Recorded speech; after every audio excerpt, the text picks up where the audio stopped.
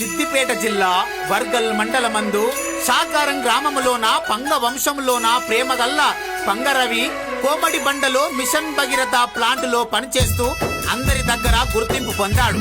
అకస్మాత్తుగా గుండె నొప్పితో మరణించడం మనందరికీ వారి కుటుంబానికి తీరని లోటు. వారి పవిత్ర ఆత్మకు శాంతి చేకూరాలని కోరుకుంటూ కొడుకులు నితిన్, రోహిత్, రాహుల్ కన్నీటి పాట. అయ్యో పంగ వంశంలోనే బంగారు తండ్రి మమ్మొదిలి వెళ్ళి